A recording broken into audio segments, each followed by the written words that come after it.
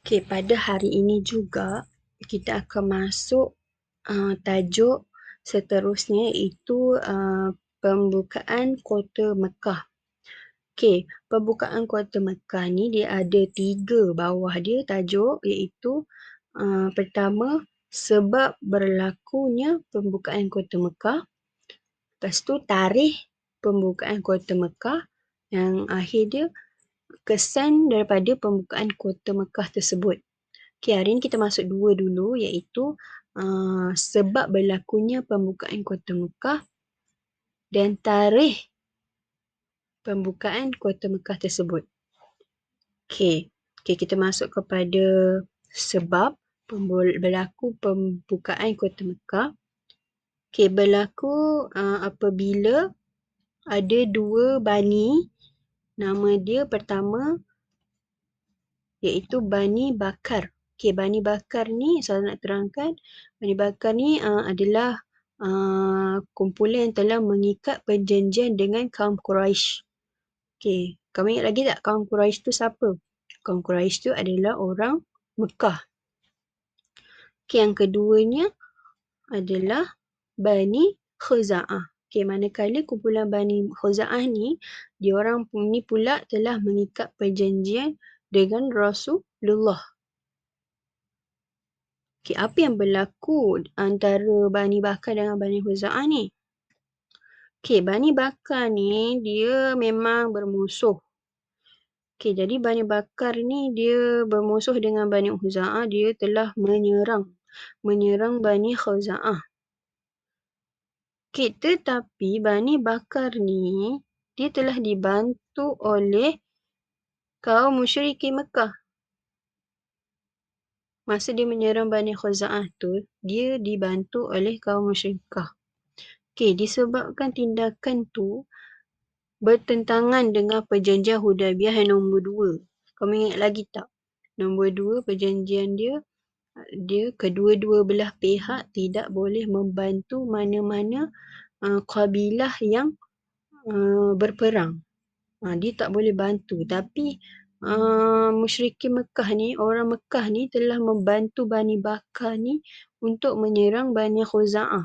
Jadi disebabkan tindakan kaum musyrikin Mekah ni, Nabi telah mempersiapkan satu angkatan tentera untuk memberi pengajaran kepada orang Quraisy. Disebabkan mengingkari perjanjian Hudaibiyah yang nombor 2 tu. Okey, itulah sebab berlakunya pembukaan Kota Mekah antara Bani Bakar dan Bani Khuza'ah. Okey, kemudian kita tengok pula tarikh pembukaan Kota Mekah. Okey, bila berlakunya pembukaan Kota Mekah ni? Okey, bermula daripada Nabi kan telah menyiapkan tentera. Okey, berapa bilangan tentera dia? Okey, 10,000 orang tentera Nabi. Okey, mereka ni semua dia menuju ke Mekah. Okay, ketika itu tarikhnya 10 Ramadan tahun 8 Hijrah bersamaan 629 Masihi. Maksud inilah tarikh pembukaan Kota Mekah. Itu 10 Ramadan tahun 8 Hijrah bersamaan 629 Masihi. Okay, ketika itu telah turunnya wahyu surah An-Nasr ayat 1 hingga 3. Okay, saya bacakan. Bismillahirrahmanirrahim. Idza jaa nasrullahi wal fath wa ra'aitan nasa yadkhuluna fi dinillahi afwaja fasabbih bihamdi rabbika wastaghfir innahu kana tawwaba. Okay, itu wahyu yang turun semasa pembukaan Kota Mekah. Okay, ketika Nabi menuju ke Mekah, apabila dia sampai ke satu tempat bernama Damaraz Zahran. Ingat nama tempat ni Damaraz Zahran. Okay, Nabi telah berkhemah kat situ dan memasang unggun api. Okay, apa sebabnya Nabi ni memasang unggun api? Tujuannya adalah untuk menggerunkan musuh, menakutkan musuh dan mengelakkan pertumpahan darah. Setiap khemah tu Nabi suruh pasang 3 unggun api supaya kelihatan lebih besar. Maksudnya dia pasang waktu malam lah. Dia pasang unggun api ni. Setiap khemah pasang 3. Jadi orang yang tengok tu tengok macam ramai, macam gempak je kan. Jadi dia takut lah. Masa Nabi dekat khemah tu, dekat Zamarah Zahra ni, Nabi telah didatangi oleh bapa saudaranya iaitu 2 orang. Satu nama Al-Abbas dan satu lagi nama Abu Sufyan bin Harb.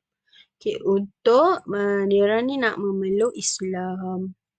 Kan hari tu kamu ada tanya Abu Sufyan ni. Abu Sufyan ni kan dia mengetuai peperangan orang Quraisy kan. Kamu tanya nanti bila Abu Sufyan ni peluk Islam. Ni masa pembukaan kota Mekah. Seterusnya masa nak masuk Mekah tu Nabi telah membahagikan pasukan dia kepada beberapa pasukan untuk menyerang dari arah yang berbeza lah. Ini strategi lah. Dia ada 2 pasukan utama. Pasukan utama pertama dipimpin oleh Khalid bin Al-Walid. Pasukan ni dia masuk ke Mekah dari arah selatan. Pasukan kedua pula adalah pasukan dari Az-Zubair bin Al-Awwam. Pasukan ni pula masuk ke Mekah dari arah utara. Masa Nabi dah masuk dalam Mekah tu, Nabi suruh seorang buat announcement, suruh seorang buat seruan. Jadi dia pun buat seruan lah. Dia kata, sesiapa masuk rumah dan kunci pintu atau masuk ke Masjidil Haram akan dijamin keselamatannya. Maksudnya diorang takkan diserang lah. Siapa yang masuk rumah dan kunci pintu, siapa yang masuk Masjidil Haram, diorang tak akan diserang oleh tentera Islam. Selamatlah. Jadi ramailah yang masuk ke rumah dan masuk Masjidil Haram. Dan tiadalah berlakunya pertumpahan darah kecuali pertempuran kecil je dekat penjuru yang dimasuki oleh pasukan utama iaitu Khalid bin Al-Walid. Hanya pertempuran kecil, tak ada melibatkan pertumpahan darah. Kecil-kecil je. Ketika Nabi Muhammad masuk ke Mekah, dia menunggang unta yang bernama Al-Qaswa. Ingat nama unta ni Al-Qaswa.